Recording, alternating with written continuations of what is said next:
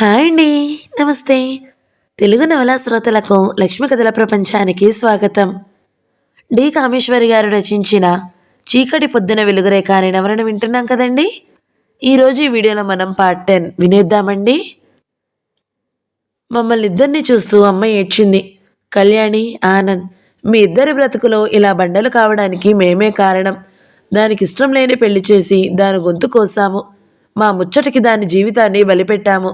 అది సుఖపడాలని పెళ్లి పేరుతో నరకంలో పడేశాం. ఆనంద్, నీ ఉండు నాయనా. నీ వెళితే మళ్ళీ అది పిచ్చిది అయిపోతుంది. కనీసం కళ్ళెదుట కనిపిస్తే శాంతిగా అయినా బ్రతకగలదు. పాత రోజులు గుర్తుకు తెచ్చుకుని నేనేమైపోతానోనన్న భయంతో అమ్మ నా కోసం అల్లుడి భయం కూడా వదులుకొని బావని ఉండమని అడిగింది. ఎలా ఉండనత్తయ్య?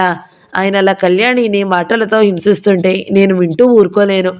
ఊరుకోక ఏం చేయలేని స్థితిలో ఎలా ఉండమంటావు? నేనే ఉంటే ఆయన అలాగే ప్రవర్తిస్తారు దైన్యంగా అన్నాడు బావ. నా కోసం కాదు బావా, నన్నెన్ని అన్నా భరించగలను.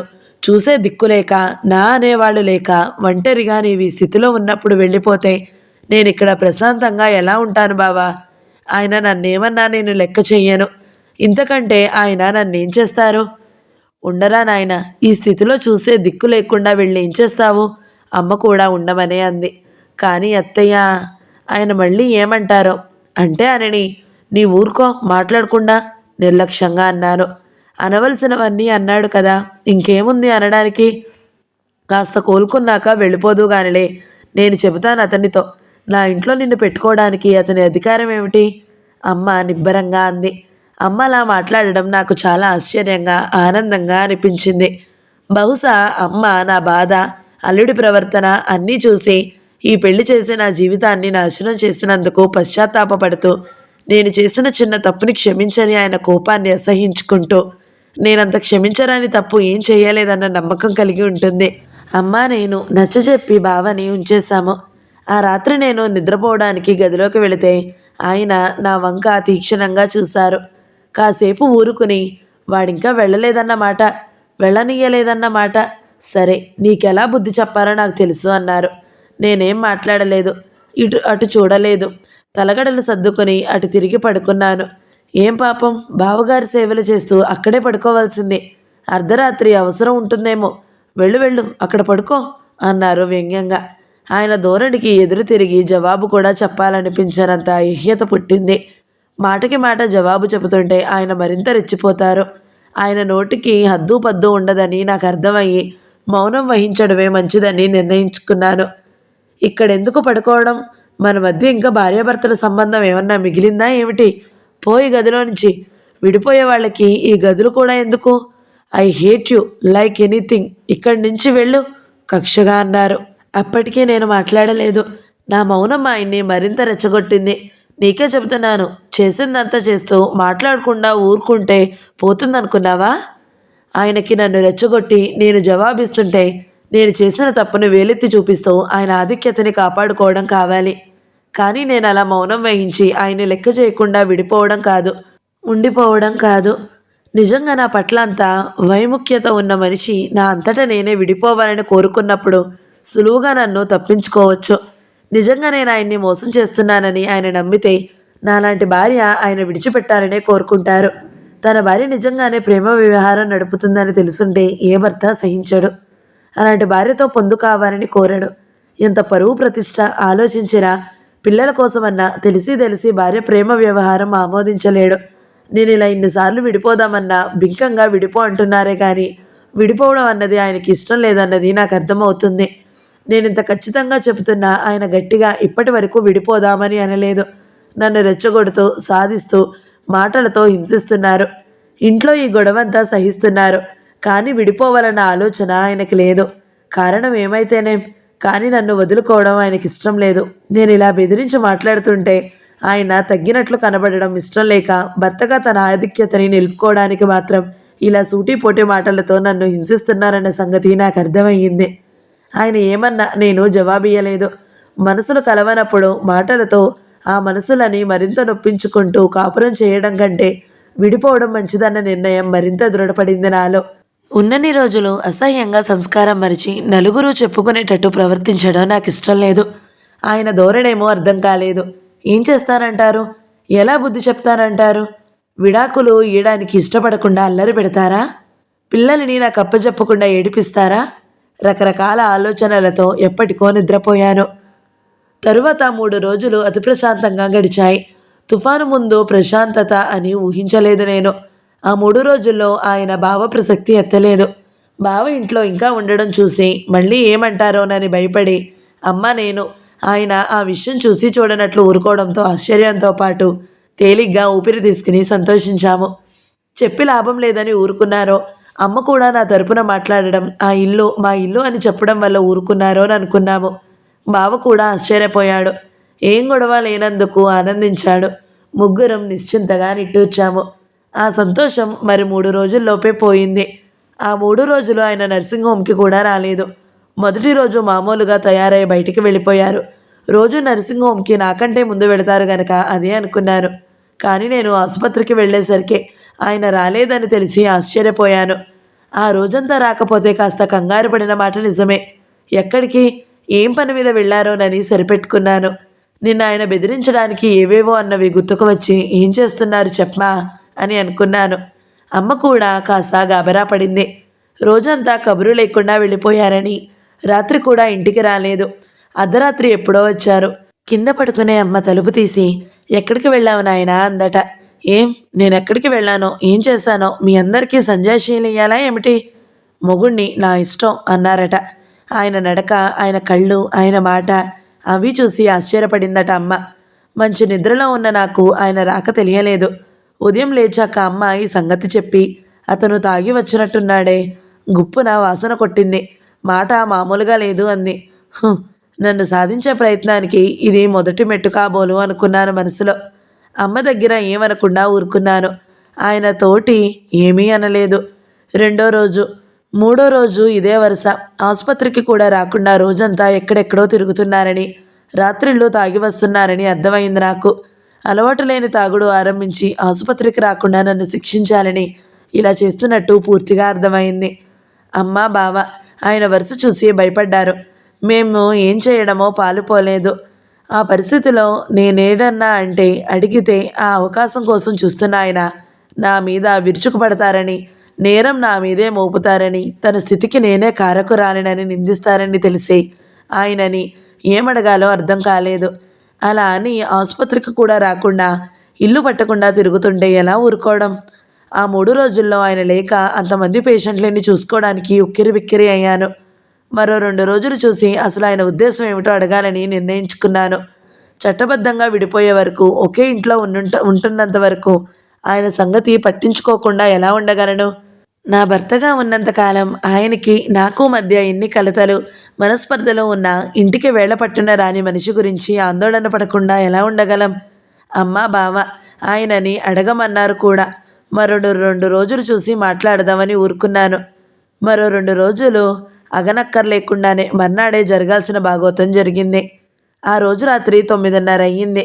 అందరం భోజనాలు చేసి డ్రాయింగ్ రూమ్లో కూర్చుని కబుర్లు చెప్పుకుంటున్నాము. పిల్లలు పడుకున్నారు. రేడియో వింటూ బావ, నేను, అమ్మ ఏమో మాట్లాడుకుంటున్నాము. 3 రోజులు బట్టి ఆయన పగలంతా ఇంటి పట్టున ఉండడం లేదు. రాత్రి ఎప్పుడో తప్పతాగి వచ్చి పడుకుంటున్నారు. ఆ రోజు రాత్రి ఆయన బాగా తాగి తూలుకుంటూ లోపలికి వచ్చారు. ఆయన వెంట ఎవరో ఒక స్త్రీ కూడా లోపలికి వచ్చింది. మేము ఆశ్చర్యపోయి చూస్తుండగానే ఆయన మమ్మల్ని చూసి చూడనట్టు ఆ యువతి భుజం మీద చెయ్యి వేసి కమాన్ డార్లింగ్ అంటూ మేడ మీదకి దారి తీశారు. మేము తెల్లబోతూ ఒకరి ముఖాలు ఒకరం చూసుకున్నాము. ఆ యువతి ఎవరో ఏమిటో కూడా మాకు తెలియదు. వేషం చూస్తే చాలా ఫ్లాషీగా, చవక రకం షిఫాన్ చీర, స్లీవ్లెస్ బ్లౌజ్, లిప్స్టిక్, చేతుల హ్యాండ్ బ్యాగు, మొహాన దట్టంగా కొట్టిన పౌడరు, దిద్దుకున్న కనుబొమ్మలు, హై హీల్స్. చూడగానే ఎవరికీ గౌరవం ఇయ్య బుద్ధి ఉన్నట్టుగా లేదు ఆ అలంకరణ. ఆ ముఖంలో, నడకలో అదో రకం వయ్యారం, చౌక రకం విలాసత్వం చూడగానే కనిపిస్తుంది. ఆమెను చూసింది పట్టుమని ఒక్క నిమిషమే అయినా చూడగానే ఆమె ఏదో బజారు సరుకు అని అర్థమైపోయింది. ఆ బజారు సరుకులో కాస్త ఖరీదైన ఎన్నిక. ఒక్క నిమిషం ఎవరికీ బుర్ర పనిచేయలేదు. ఆ యువతి ఆయన వెంట హ్యాండ్ బ్యాగ్ ఊపుకుంటూ విలాసంగా వెళుతుంటే ముగ్గురం బొమ్మల్లా నిలబడి చూశాము. ఆయన ఆమె భుజం మీద చెయ్యి వేసి మరీ నడిపించుకుని వెళ్ళారు. వాళ్ళ కనుమరుగయ్యే వరకు కానీ మాకు స్పృహ రాలేదు. ఏమిటే ఈ ఘోరం? అందరికంటే అమ్మ తేరుకుని అంది. బావ నా ముఖంలో చూశాడు. నిన్ను శిక్షించడానికి ఆయనకింతకంటే మంచి దారి దొరకలేదులా ఉంది అన్నాడు వ్యధగా. నేను బావ మొహంలోకి చూడలేక తలదించుకున్నాను. అయ్యయ్యో, ఏమిటి ఇలా ఆరంభించాడు? అదెవత్తో తిన్నగా మేడ మీదకు కూడా తీసుకెళ్లాడు. ఇంతకీ తెగించాడంటే అమ్మ ఆందోళనగా గోలపెట్టింది. నేనేమనాలో తెలియక మాట్లాడలేక అలా కింద పెదవి కొరుక్కుంటూ నిలబడ్డాను. నిన్న ఆయన బెదిరించిన బెదిరింపుకు ఇదా అర్థం అనుకున్నాను. ఆయన నా మీద కక్ష సాధించడానికి ఇంత నీచానికి దిగజారుతారని నేను ఊహించలేదు. విడాకులు ఇవ్వకుండా నన్ను ఏడిపిస్తారని అనుకున్నాను కానీ చదువు, సంస్కారం అన్నీ ఇంత హీనంగా దిగజారిపోయాయని ఊహించలేదు. నన్ను సాధించడానికి ఆయనకి ఇంతకంటే మంచి మార్గం కనబడలేదు కాబోలు. ఆయన నన్ను అన్న మాటలకి పడిన బాధ కంటే ఆయన నా మీద కసి తీర్చుకోవడానికి ఇంత దిగజారినందుకు ఎక్కువ బాధపడ్డాను. నాకు ఆయన ద్రోహం చేస్తున్నారన్న బాధ కాదు, నా మీద కోపంతో ఆయన ఎలాంటి తప్పటడుగు వేశారో, ఆయన విచక్షణ జ్ఞానం కోల్పోయి ఎలాంటి బురదగుంటలో కళ్ళు మూసుకుని కూరుకుపోతున్నారో అన్నది ఎక్కువ బాధ అనిపించింది. సవ్యంగా ఇద్దరం విడాకులు తీసుకున్నాక ఆయన మరో వివాహం చేసుకుంటే ఎంత మర్యాదగా, హుందాగా ఉంటుంది. ఆయన మరొక వివాహం చేసుకుంటే అందరికంటే ముందు నేనే సంతోషించుండేదాన్ని. కనీసం ఆ వివాహంలోనైనా ఆయనని మనసారా ప్రేమించగలిగే భార్య దొరికి ఆయన సుఖపడడం కంటే నాకు ఆనందం ఏముంటుంది? కానీ ఇలా ఎవరినో డబ్బిచ్చి తెచ్చుకున్న మనిషిని ఇంటికి తీసుకువచ్చి తిన్నగా మేడ ఎక్కించి బెడ్రూమ్లోకి తీసుకెళ్లడం చూస్తూ చూస్తూ ఎలా ఊరుకోగలను? ఒక్కసారిగా నా మనసు జుగుప్సతో నిండిపోయింది. ఏమిటి అలా చూస్తూ ఊరుకుంటావు? అదెవత్తో ముందు దాన్ని బయటకు పంపించు. అడ్డమైన వాళ్ళని ఇంటికి తీసుకొస్తాడా? ఇది సంసారుల ఇళ్ళ సానికొంప, అమ్మ ఆవేశంగా అంది. చూస్తూ ఊరుకోక ఏం చేయమంటావమ్మా? ఏదన్నా నేనంటే నా నోరు మూయించడానికే ఇలా చేస్తున్నారు, శుష్కహాసం చేస్తూ అన్నాను. అవును, కళ్యాణి మీద కోపం కొద్దీ ఆయన ఇలా ప్రవర్తిస్తున్నారు. ఏదన్నా మనం అంటే నీవు చేస్తున్నదేమిటి అని కళ్యాణి నోరు మూస్తాడు. కళ్యాణి, చూసావా ఆఖరికి ఈ గొడవ ఎంత అనర్థానికి దారితీస్తుందో. ఇప్పుడేం చేస్తావు? బావ విషాదంగా అన్నాడు కుర్చీలో కూలబడి. నా మనసు ఆ సంఘటనతో పూర్తిగా విరిగిపోయింది. ఇన్నాళ్ళు కాస్తో కూస్తో వివాహ బంధాన్ని గౌరవించాను. ఇంకా ఇప్పుడు దాని అవసరం ఏం మిగల్లేదు అనిపించింది. ఇంకా ఆయనకి కట్టుకున్న భర్తగా ఇవ్వాల్సిన గౌరవం ఏం కనబడలేదు. ఇంకా మా ఇద్దరి మధ్య పూర్తిగా సంబంధం తెగిపోయినట్టే లెక్క అని నిర్ణయం చేసుకున్నాను. ఇంత నీచానికి దిగజారిన ఆయనతో నేను మరి కాపురం చేయలేను. విడాకులు పొందకపోయినా ఈ రోజుతో మా సంబంధం తెగింది. ఇంకా ఆయన ప్రవర్తన ఎలా ఉన్నా నాకు అనవసరం అనిపించింది. కానీ మా అందరి ముందు ఇంట్లో ఈ వ్యవహారం సహించలేను. ఆయన బయటికి వెళ్ళి ఎలా ప్రవర్తించినా అది ఆయన ఇష్టం, అదే చెప్పాలనుకున్నాను. నా ఆలోచనలు, నా ఆవేశాన్ని నా ముఖం మీదే చదివాడు బావ. కళ్యాణి, తొందరపడకు, ఆలోచించు అన్నాడు శాంతంగా. ఇంకా ఆలోచించడానికి ఏమన్నా మిగిలిందా బావా? లేదనుకో. అయినా తొందరపడకు, శాంతంగా సవ్యంగా ఈ వ్యవహారం పరిష్కరించుకోవడం మంచిది. పిల్లల విషయం మర్చిపోకు, హెచ్చరిస్తూ అన్నాడు బావ ముందు చూపుతో. ఆలోచించడం ఏమిట్రా? బజారు దాన్ని తీసుకొచ్చి మేడ ఎక్కిస్తే ఇంకా శాంతమేమిట్రా? 4 దులపక. చిచ్చి, నలుగురు ఏమన్నా అనుకుంటారోనని కూడా లేదు కాబోలు. అవ్వా, రేపొద్దున్న ఈ సంగతి నలుగురికి తెలిస్తే ముఖం ఎలా ఎత్తుకుంటాం? అమ్మ కోపంగా అంది. అత్తయ్య సరిగా ఈ మాటలే నీ కూతురు విషయంలో అంటాడు అతను. దానికి నీవేం జవాబు చెప్పగలవు అప్పుడు? బావ అదోలా నవ్వి అడిగాడు. అమ్మ తెల్లబోయి చూసింది. ఏమిటి కళ్యాణి? కళ్యాణి మీద ఇలాంటి నింద ఎలా వస్తుందిరా? ఒరే, అది ఎలాంటిదో నాకు తెలుసురా. మీ ఇద్దరు ఎప్పుడూ హద్దు మీరు ప్రవర్తించలేదన్న విషయం నాకు తెలుసురా. అది ఇలా నీతి మాలి ప్రవర్తించలేదురా, అమ్మ సగర్వంగా అంది. అమ్మకి నా పట్ల ఉన్న సదభిప్రాయానికి గర్వించాను మనసులోనే.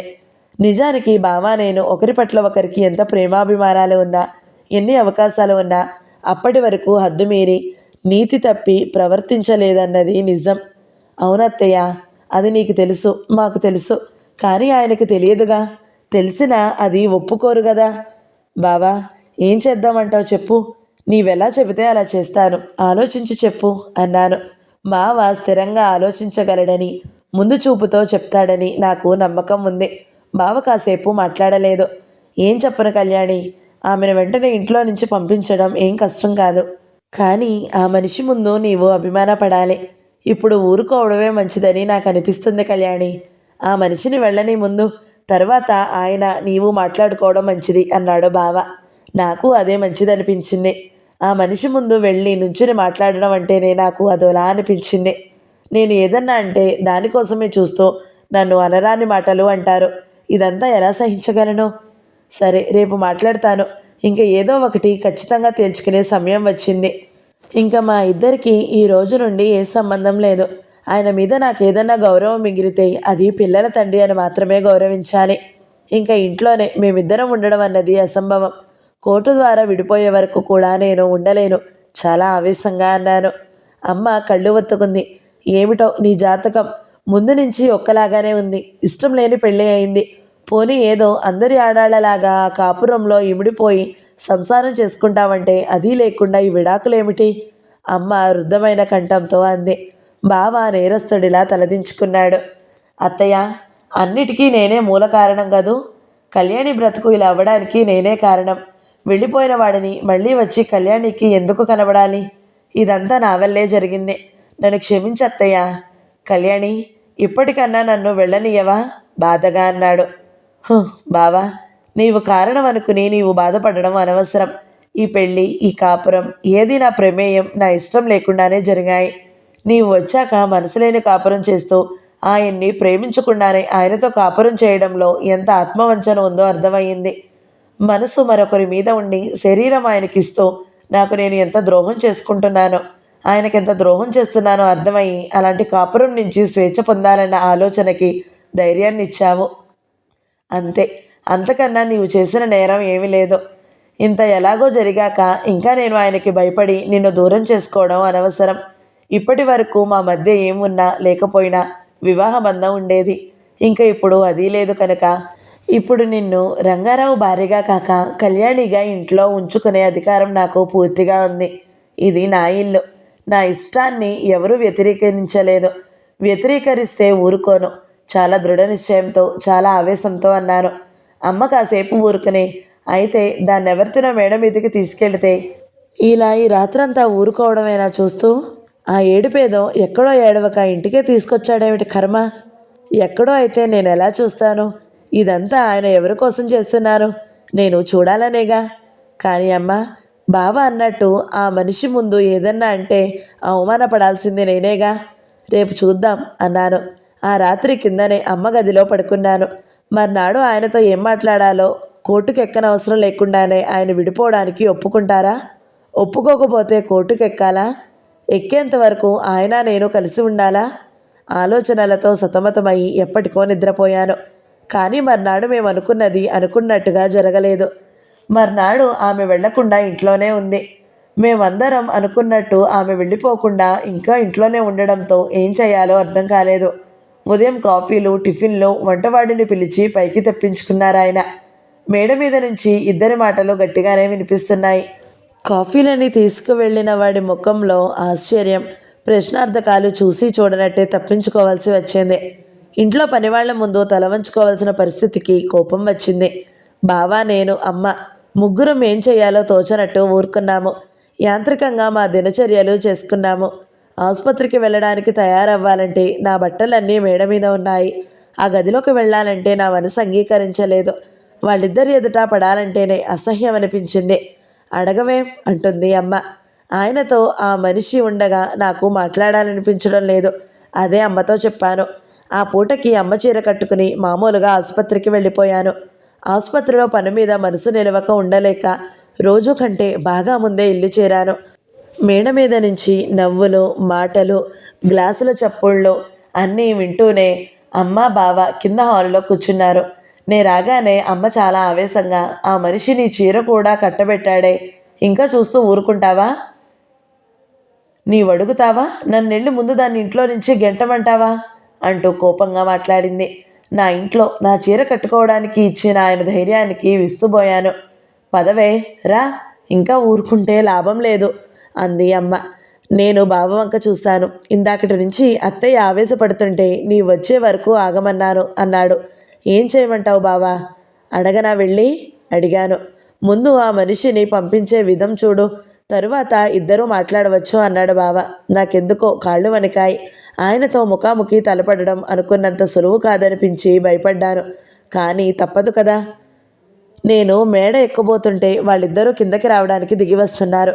నా చీర కట్టుకుని నా ఎదుటికే వస్తున్న ఆమెని నన్ను చూసి కావాలని మరీ ఆమె భుజం మీద చెయ్యి వేసి దగ్గరికి లాక్కుంటూ తూలుతూ నవ్వుతూ వస్తున్న ఆయన్ని చూస్తూ బొమ్మలా నిలబడ్డాను. నన్ను హస్కీ నిర్లక్ష్యంగా తల ఎగరేసి ఆయన నా పక్క నుంచి వెళ్ళి డైనింగ్ టేబుల్ దగ్గర కూర్చున్నారు, ఆమెతో సహా. నాయర్, భోజనం వడ్డించు అని కేక పెట్టారు. ఆ యువతి నన్ను చూస్తూ అదో రకంగా నవ్వింది. ఆయన బాగా తాగి ఉన్నారని ఆయన వాలకం చెబుతుంది. ఇంకా అడగలేకపోయాను. ఆగండి, గర్జించాను. ఎవరినివిడా?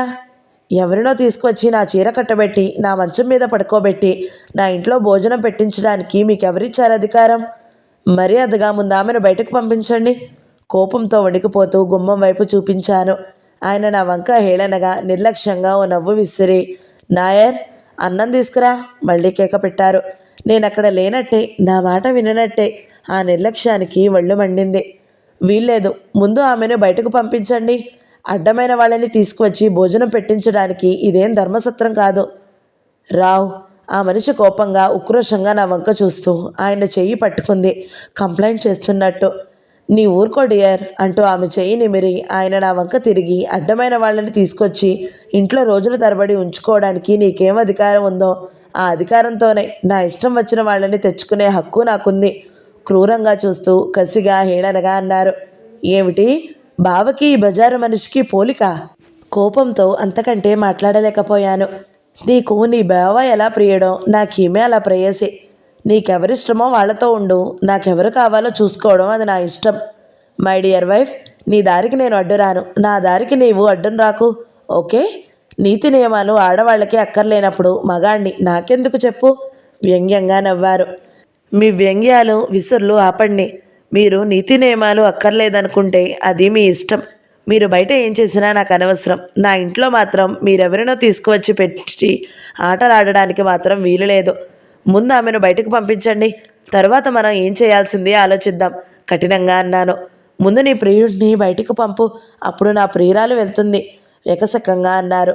రంగారావు గారు, మీరు చాలా అన్యాయంగా అక్రమంగా మాట్లాడుతున్నారు. కళ్యాణికి నాకు మధ్య మీరనేదేం లేదు, మీకు తెలుసు. బావ ఆ మాటలని భరించలేక తీక్షణంగా అన్నాడు ఆవేశపడుతూ. షటప్, నిన్నెవరూ అడగలేదు, అనవసరంగా అట్టే మాట్లాడకు కోపంగా అన్నారు. ఇదిగో రంగారావు, నిన్నటి నుంచి చూస్తున్నాను. ఎంత అల్లుడివని సరిపెట్టుకుందామన్నా నీవు చేసిన పని ఏం బాగాలేదు. చేసింది చాలక పైగా దాన్ని వాణ్ణి నోటుకొచ్చినట్లు అంటున్నావు. అడ్డమైన వాళ్ళని ఇంటికి తీసుకొచ్చి ఏమిటయ్యా ఈ బాగోతాం? ఇదేమి సంసారులే ఇల్లా? అమ్మ చాలా కోపంగా అంది. అదే నేను అంటున్నాను. మీ కూతురు చేసే పనిని మీలాంటి పెద్దలు ఇంట్లో ఉండి సమర్థిస్తుండగా ఇది సంసారులు ఇల్లు ఎలా అవుతుంది? ఇదివరకే ఇల్లు సానికొంప అయింది. కొత్తగా ఇప్పుడే మీకు తెలిసినట్టు మాట్లాడకండి. చాలా వ్యంగ్యంగా చాలా తెలివిగా మాట్లాడుతున్నాననుకున్న గర్వం ఆయన ముఖంలో తొంగి చూసింది. ఇంత అసహ్యంగా ఆయన మాట్లాడుతుంటే ఇంకా మేము అనేందుకు ఏం లేనట్టు మాట్లాడలేకపోయాం కొన్ని క్షణాలు. మా మాటలన్నీ వింటూ అదో రకంగా నవ్వుతూ విలాసంగా ఆయన చేతి వేళ్లతో ఆడుకుంటున్నామని చూస్తుంటే నేనన్నా సహించగలిగాను, కానీ అమ్మ సహించలేకపోయింది. గబగబా అక్కడికి వెళ్ళి, ఇదిగో నీ పేరేమిటో కానీ ముందులే ఆ కుర్చీలో నుంచి లే, బయటికి నడు. లేస్తావా లేదా? భద్రకాళిలా అమ్మ హుంకరించింది. ఆమె కాస్త బెదురుతూ ఆయన వంక చూసి రేవబోయింది. అది గమనించి ఆయన ఎడంచేత్తో ఆమెను లాగి మళ్ళీ కూర్చోబెట్టారు. మై డియర్ అత్తగారు, ఈ మాత్రం బుద్ధి మీ కూతురికి చెప్పి ఉంటే ఈనాడు ఈ గొడవలేం జరగకపోయేవి. ఇప్పుడెందుకు నేరారోపణ చేస్తారు? ఇదిగో నా కూతురేం బుద్ధి తక్కువ పనులు ఇప్పటి వరకు చేయలేదు. బుద్ధి చెప్పడానికి అమ్మ సమర్థించుకుంటూ మాట్లాడబోయింది. ఆయన విసురుగా చెయ్యి ఆడించి, నాయర్, అన్నం పెట్టమంటుంటే వినబడలేదా అని కేక పెట్టారు. మా మాటలు ఆయనకేం లెక్కలేనట్టు, అవి లెక్క చేయాల్సిన అవసరం లేనట్టు. నాయర్ జరుగుతున్న భాగవతం అంతా చూస్తూనే ఉన్నాడు. ఏం చెయ్యాలో తోచక ప్రశ్నార్థకంగా నా వంక చూశాడు. ఎంత నిష్కర్షగా నా ఇల్లు అని చెబుతున్నా ఆయన అలా మొండిగా ప్రవర్తిస్తుంటే ఏం చేయాలని నిస్సహాయతతో కోపం ముంచుకు వచ్చింది. ఇదిగో నాయర్, ఆ మనిషి అక్కడ ఉండగా నీవు అన్నం వడ్డించొద్దు, తెలిసిందా? ఇది నా ఇల్లు. నీకు నా దగ్గర పనిచేయాలంటే నా మాట వినాలి. నేను చెప్పే వరకు రాకు, లోపలికి వెళ్ళు అని ఆజ్ఞాపించాను. ఆయన ముఖం జేవురించి కళ్ళు చింతనిప్పులయ్యాయి. ఒక్క ఉదుటన కుర్చీలో నుంచి లేచి, నీకెంత అహంకారం, నాకే అన్నం పెట్టొద్దంటావా అంటూ నేను జరిగేది గ్రహించే లోపలే ఎడాపెడా దవడ మీద 4-5 దెబ్బలు కొట్టేశారు. అమ్మ బావ ముందు కురికి అడ్డుపడేసరికి తినాల్సిన దెబ్బలు పూర్తి అయ్యాయి. నా కళ్ళ ముందు మెరుపులు మెరిసినట్లయ్యాయి. చెవులు గింగిర్లెత్తాయి. అలా దవడ పట్టుకుని కొన్ని నిమిషాలు అచేతనంగా నిలబడిపోయాను. యూ డర్టీ బిచ్, ఎవరనుకుంటున్నావు నేను? నీ మొగుణ్ణి. నాకే అన్నం పెట్టొద్దంటావా? తాగిన మైకానికి తోడు ఆవేశంతో ఊగిపోతూ పూర్తిగా యుక్తాయుక్త జ్ఞానం పోగొట్టుకుని ఆయన నోటి వెంట వచ్చే దుర్భాషలని వింటూ కూడా ముగ్గురం ఏమీ చేయలేనట్టు నిలబడ్డాం కొన్ని క్షణాలు. ఈ గొడవకి విసుక్కుంటూ ఆమె వయ్యారంగా లేచి, రావ్, కమాన్ లెట్స్ గో. వెదవ భోజనం ఇక్కడే తినాలా? హాయిగా ఈ హోటల్ కన్నా పోదాం అంటూ నా వైపే ఒంకర చూపు విసిరింది. అవును, దీని భోజనమేనా మనకు? హాయిగా బయట పోయి భోంచేద్దాం అంటూ తలుచుకుంటూ లేచాడు. అప్పటికే నాకు మళ్ళీ చుట్టూ మనుష్యులు కనబడడం మొదలుపెట్టాక తెలివిలోకి వచ్చాను. ఆ మాత్రం పౌరుషం ఉంటే మళ్ళీ గొడవ తొక్కక ఆ మాట మీద నిలబడి ఈ ఇంటికి రాకండి మళ్ళీ. ఈ క్షణం నుంచి మీకు నాకు ఏ సంబంధం లేదు అన్నాను గట్టిగా అరుస్తూ. కోర్టుకెక్కి కోర్టులో డైవర్స్ తీసుకునే వరకు నేను నీకు మొగుణ్ణే. నీ బెదిరింపులు నా దగ్గర కావు. నీకు మొగుడిగా ఉన్నన్ని రోజులు ఇక్కడే ఉంటాను. నా ఇష్టం వచ్చినట్లు చేస్తాను. నా దారికి ఎవరడ్డం వస్తారో చూస్తాను. నిన్నింత సులువుగా వదిలిపెట్టను. మై డియర్ గర్ల్, నా తడాకా రుచి చూపించకుండా నిన్నింకా వదిలిపోనీయను. నీవు చేసిన మోసానికి నిన్నింత సులువుగా అప్పుడే వదులుతానా? ఇది ఆరంభమే మై డియర్. నీ పాటలు ముందున్నాయి. క్రూరంగా నవ్వాడు. మిస్టర్ రంగారావు, ఆపండి మీ బెదిరింపులు. మీ ఇష్టం వచ్చింది మీరు చెయ్యండి.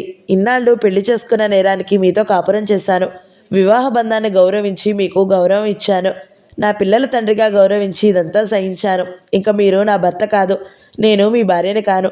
డైవర్స్ ఇచ్చే వరకు కాదు, మరో క్షణం కూడా మీరు ఇక్కడ ఉండడానికి వీలు లేదు. Now you get out. వెళ్ళని నా ఇంట్లో నుంచి తక్షణం. ఇద్దరూ బయటికి నడవండి.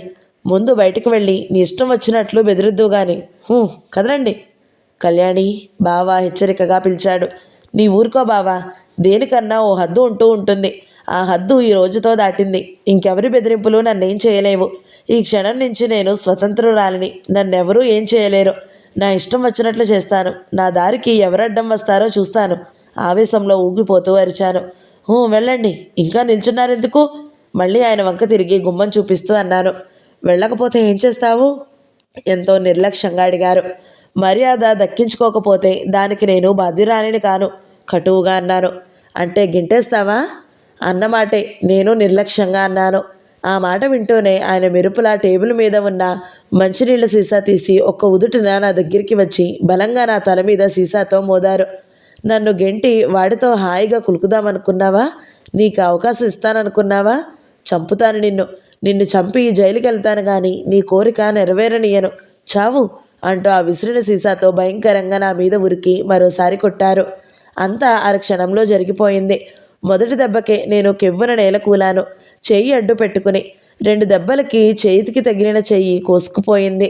నిర్గంతపోయి చూస్తున్న బావ తెప్పరిల్లి మెరుపులా వచ్చి ఆయన చేతిలో సీసా లాక్కోబోయాడు.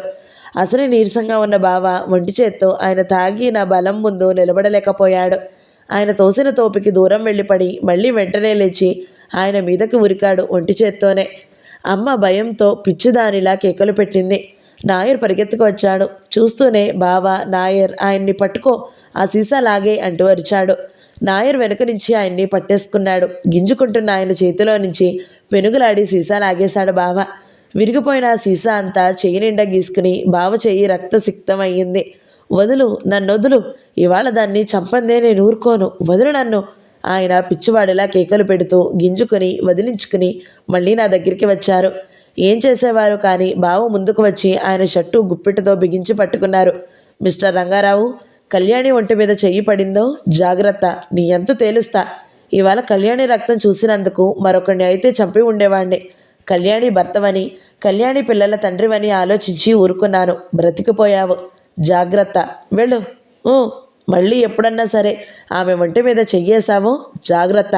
దవడ ఎముక విరుగుతుందేమో అన్నంత గట్టిగా పళ్ళు బిగబట్టి ఆవేశంతో ఆగ్రహంతో వణికిపోతున్నాడు. బావకి అంత కోపం రావడం, బావ అంత ఆవేశపడడం చూడడం అదే మొదటిసారి. బావ కోపానికి ఆవేశానికి ఆయన కాస్త బెదిరినట్టున్నారు. అయినా బింకంగా పౌరుషంగా షర్టు విదిలించుకుంటూ బావని, నోర్మొయ్, నీవెవడివి మా మధ్య కలగజేసుకోవడానికి? నా భార్య నా ఇష్టం అంటూ విదిలించుకోబోయారు. బావ వదల్లేదు. కఠినంగా, నేనెవరినో మీరే చెబుతున్నారుగా. కళ్యాణి ప్రియుడిని, కాబోయే మొగుడిని. ఏం ఇంకా నేనెవరో తెలుసుకోవాలని ఉందా? జాగ్రత్త, నా కళ్యాణి ఒంటి మీద చెయ్యి వేస్తే బ్రతకనియను. పో ముందు బయటికి. ఎవడ్రా నీవు నన్ను బయటికి పొమ్మనడానికి? యూ రాస్కెల్ అసలు నీ వల్లే ఇంత జరిగింది.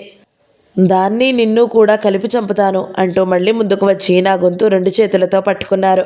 అమ్మ కెవ్వుమని అరుస్తూ అతన్ని ఆయన్ని లాగడానికి ప్రయత్నిస్తుంది. బావకి ఇంకా ఆవేశం ఆగలేదు కాబోలు. ఆయన్ని కాలర్ ఎత్తి లేపి ఆ ఒంటి చేత్తోనే ఎడాపెడా దవడలు పగలగొట్టాడు. ఎన్ని దెబ్బలు కొట్టాడో బావకే తెలియలేదు. అమ్మ నాయరు ఇద్దరిని విడదీశారు.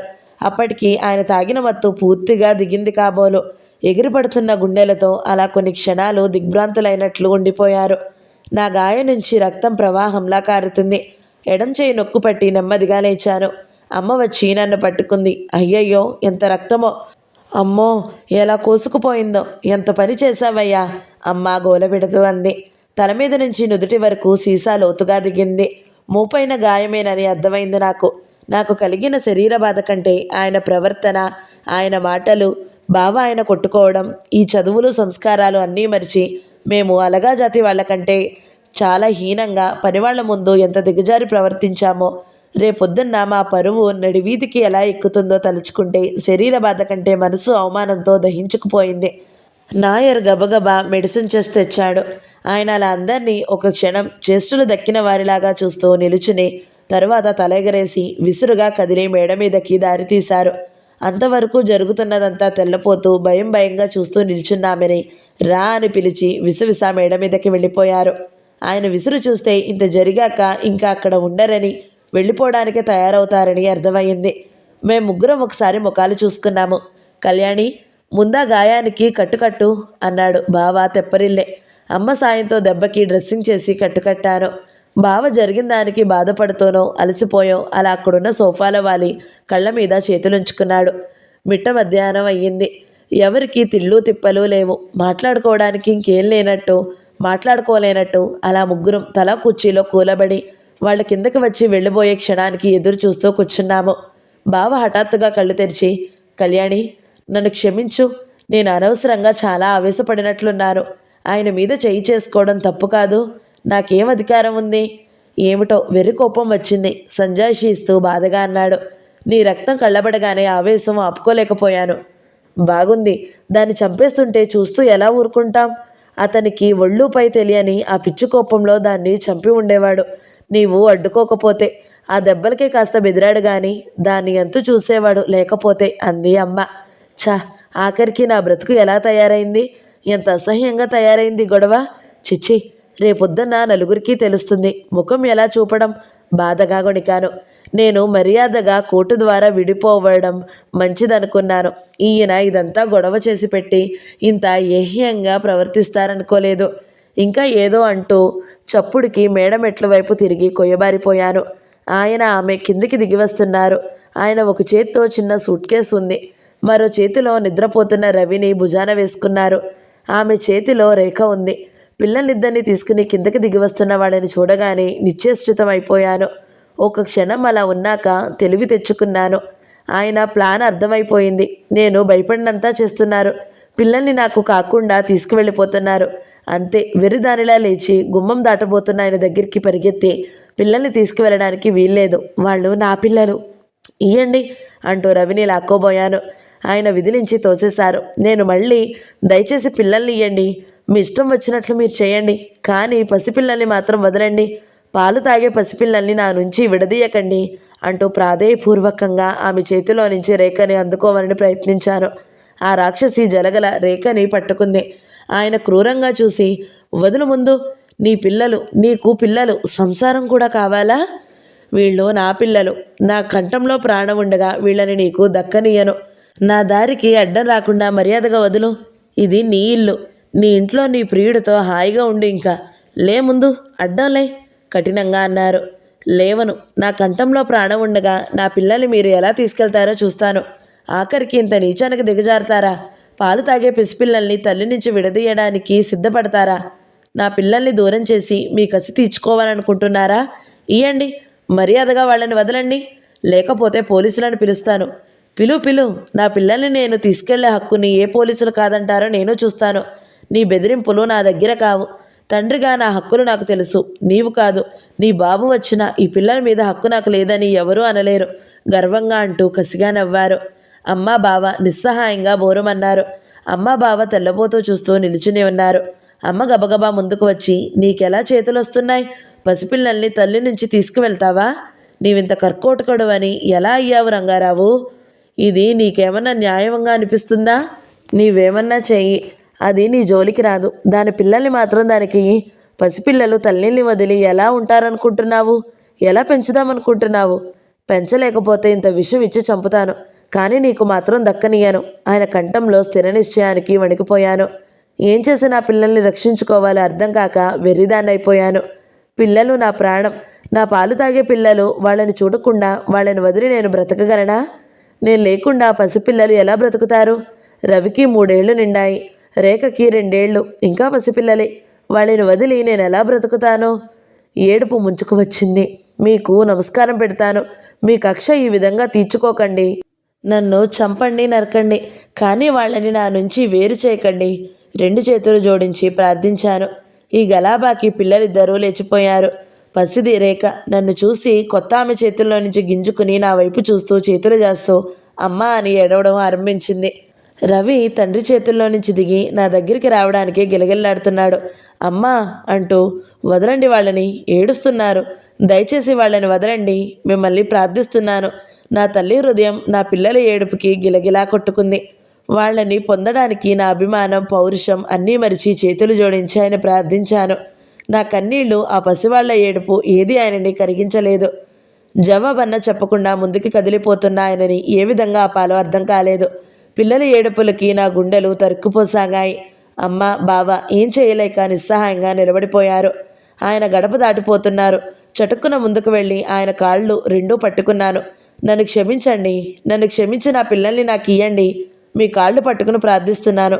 ఆ పసివాళ్లను దూరం చేసి నన్ను శిక్షించకండి, వాళ్ళని వదలండి అంటూ దీనాతి దీనంగా ప్రార్థించాను. ఆయన కాళ్ళు వెనక్కి లాక్కొని హేళనగా తిరస్కారంగా చూస్తూ, ఏం కాళ్ళబేరానికి దిగావు? కోర్టుకెక్కి విడిపోతానన్న పెద్ద కబుర్లు చెప్పావుగా, కోర్టుకెక్కు. ఆ కోర్టు ఏం చేస్తుందో అది కూడా చూడు. హైకోర్టు కాదు, సుప్రీంకోర్టు తీర్పు ఇచ్చినా నీ పిల్లల్ని మాత్రం నీకు దక్కనియాను.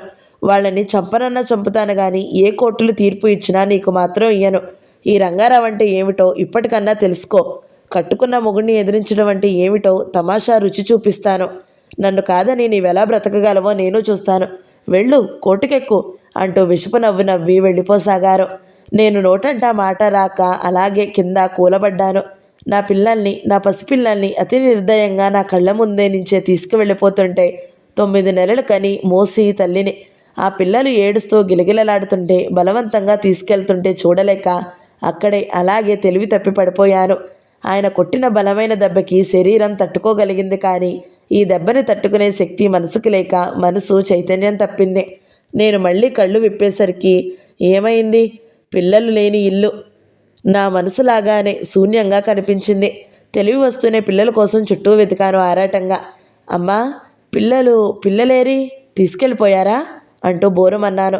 అమ్మ ఏడుస్తూ, ఎంత బ్రతిమలాడినా ఎంత అడ్డుకున్నా తీసుకెళ్ళిపోయాడే బలవంతంగా అంది. బావ నా చెయ్యి నిమురుతూ కళ్ళ నీళ్లు నింపుకున్నాడు. ఎక్కడికి వెళ్తున్నాడో ఏమిటోనని చూడమని నాయర్ని సైకిల్ మీద వెంటనే పంపారు. టాక్సీ ఎక్కారట. సైకిల్లో ఎంతకని వెళ్ళగలడు? కాస్త దూరం వెళ్ళాక టాక్సీ అందకుండా పోయిందట. అమ్మ కళ్ళు తుడుచుకుంటూ అంది. ఆ తర్వాత 4 రోజులు రాత్రింబగళ్ళు నా దుఃఖం, నా బాధ ఏమని చెప్పగలను? కన్నతల్లి పిల్లల్ని దూరం చేసుకుని పడే ఆరాటాన్ని, ఆవేదనని మాటల్లో ఎలా చెప్పగలను? పిల్లలు జ్ఞానం వచ్చిన పిల్లలన్నా కాదు, పాలు తాగే పసిపిల్లలు, అభము శుభము తెలియని పసివాళ్ళు అమ్మ కోసం ఎలా ఏడుస్తారో, ఎలా ఆరాటంగా తల్లి కోసం వెతుకుతూ ఉంటారో, తల్లి కనబడకపోతే ఎలా దైన్యంగా బిక్కుబిక్కుమని ఏడుస్తారో, ఆకలికి ఏడుస్తూ ఉంటే ఆయన పట్టించుకోకపోతే, కొత్త వాళ్ళు పాలు పడితే తాగకుండా ఏడుస్తున్న పసిపిల్ల రేఖ, అమ్మ లేక అమ్మమ్మ చేతిలో తప్ప భోజనం తినని రవి, అన్నం తినకుండా మారం చేస్తూ ఆకలికి ఎలా ఏడుస్తున్నారో, పిల్లల ఏడుపు మానిపించలేక ఆయన విసుక్కుంటూ కసురుతుంటే బిక్కమొఖాలతో ఏడ్చే పిల్లలు, తండ్రి దగ్గర అస్సలు చేరికలేని ఆ పిల్లలకి కొత్త చోటులో కొత్త ముఖాల మధ్య అమ్మ కనబడక ఏడ్చే ఆ పిల్లల ముఖాలు తలుచుకుంటే గుండెలు బద్దలయ్యేవి. కళ్ళ ముందు ఆ దృశ్యాలు కదలాడుతుంటే భరించలేక పిచ్చిగా వెక్కి వెక్కి ఏడ్చేదాన్ని. అన్నం పాలు తాగని ఆ పిల్లలు గుర్తుకు వచ్చి నోట్లో పచ్చి మంచినీళ్ళు కూడా పోసుకోలేకపోయేదాన్ని. ఒక్క ముద్ద అన్నం తినకలేకపోయేదాన్ని. అనుక్షణం పిల్లల కోసం చిత్రహింసను అనుభవిస్తూ రాత్రింబవళ్ళు ఏడుస్తూ 4 రోజులు నరకం అనుభవించాను. తిండి తిప్పలు లేకుండా కుమిలి కుమిలి ఏడుస్తున్న నా గర్భశోకానికి అమ్మ బావ ఏం చెప్పి ఉపశమనం కలిగించగలరు? ఎవరికి ఏం చేయాలో దిక్కుతోచని స్థితి అది. పిల్లల తండ్రిగా ఆయన హక్కుని కాదనే అధికారం ఎవరికీ లేదు. నే కోర్టుకెక్కిన పిల్లలను సంపాదించుకోగలనా? కోర్టుకెక్కిన అంత సులువుగా అంత తొందరగా ఈ సమస్య పరిష్కారం అవుతుందా? కనీసం 6 నెలలైనా లేకుండా కోర్టు గడువు తేలుతుందా? తండ్రి పిల్లల్ని ఇయ్యడానికి ఇష్టపడకపోతే కోర్టు ఏం చేయగలదు? నేను సంపాదన పరురాలిని, పిల్లల్ని పోషించుకోగలను అన్న పిల్లల్ని ఇయ్యడానికి ఇష్టపడిన తండ్రిని కాదనగలదా కోర్టు? ఒకవేళ ఇచ్చిన 2 పిల్లలను చెరొకరు పొందవచ్చు అని తీర్పు ఇవ్వచ్చు. అసలు కోర్టు గొడవలు తేలేదాకా ఏ 6 నెలలో ఏడాదో పిల్లల్ని విడిచి నేను ఎలా బ్రతకగలను?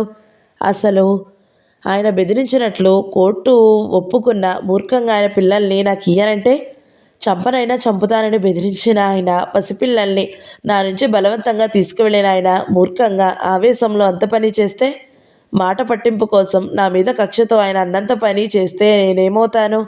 ఆ ఊహకే ఒళ్ళు జలధరించి వణికిపోయాను. చీకటి పొద్దున వెలుగురేఖ 10వ భాగం సమాప్తం. ఈ వీడియో మీకు నచ్చినట్లయితే లైక్ చేయండి, షేర్ చేయండి, మంచి కమెంట్ పెట్టండి. ఎవరైనా మొదటిసారి మన ఛానల్ని చూస్తున్నట్లయితే సబ్స్క్రైబ్ చేసుకోండి. Thank you so much for watching. నమస్తే.